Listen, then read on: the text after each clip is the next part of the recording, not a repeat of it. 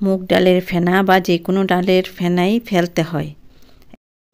Evergreen 757 চ্যানেলে আপনাদের স্বাগত। আজ মুগ ডাল ভাজা করে কিভাবে সেদ্ধ করতে হয় দেখাবো। ভিডিওটা সম্পূর্ণটা দেখার জন্য অনুরোধ রইল। Please like, share and subscribe please. এই যে মুগ ডালটা আমি ভাজা করে নিচ্ছি।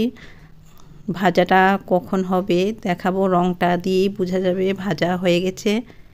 বেশি লাল করে ভাজা করব না। এই যে আস্তে আস্তে সুগন্ধ বেরোচ্ছে। আর ফ্লেমটা দেখাবো কীরকম ফ্লেমে আমি মুগ ডালটা ভাজা করছি। এই যে এরকম ফ্লেমে মুগ ডালটা ভাজা করে নিচ্ছি। মুগ ডাল খাওয়া কিন্তু খুবই ভালো, মুখে বলি রেখা পড়ে না, বয়স বোঝা যায় না, মুগ ডাল খেতে হয় মাঝে মধ্যে। এই যে ডালটা হয়ে গেছে ভাজা, এখন ধুয়ে নিচ্ছি। জল দিয়ে ভালো করে ধুয়ে নিতে হবে, কারণ ডালে প্রচুর ঔষধ দেওয়া থাকে, অপরিষ্কার থাকে, এর জন্য ভালো করে ডাল ধুয়ে নিতে হয়। যে কোনো ডালই ভালো করে ধুয়ে নিতে হয়।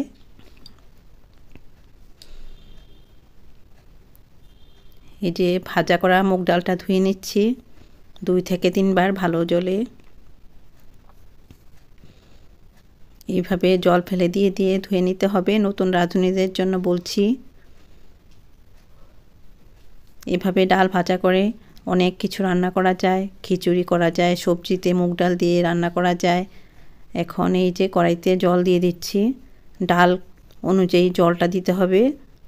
ডালটা কি বেশি ডাল হবে না অল্প ডাল হবে ওই অনুযায়ী জলটা দিতে হবে।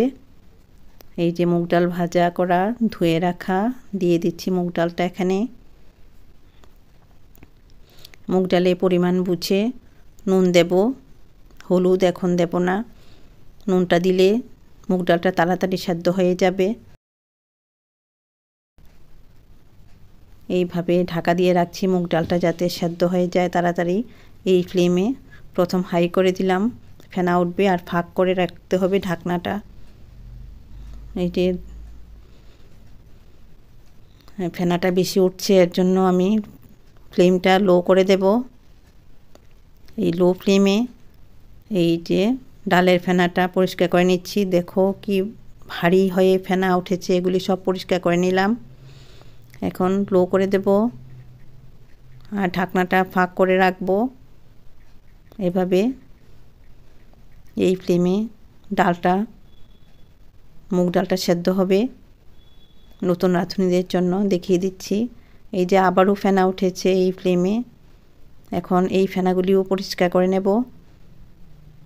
ডালের ফেনা কিন্তু পরিষ্কার করে তারপর খিচুড়ি রান্না করাটা ঠিক। অনেক সময় আমরা ডাল চাল একসঙ্গে দিয়ে দিই, এটা কিন্তু ঠিক না। ডালটা এভাবে আলাদা কড়াইতে ফেনা পরিষ্কার করে সেদ্ধ করে চালের সাথে মিশিয়ে খিচুড়ি করা যায়। উপকারী এভাবে করলে, আমি যেভাবে বললাম। না হলে ইউরিক অ্যাসিডের প্রবলেম দেখা দিতে পারে, ডাল থেকেই তো ইউরিক অ্যাসিড হয়। ডাল অনেকে মসুর ডাল খায় না, আসলে কি ডাল যে কোনো ডালই নোংরা থাকে। এই ডালের ফেনাটা কিন্তু মেইনলি আমি পরিষ্কার করার জন্যই ডাল সেদ্ধ করাটা দেখাচ্ছি। এখন ডালটা দিয়ে রান্না করব।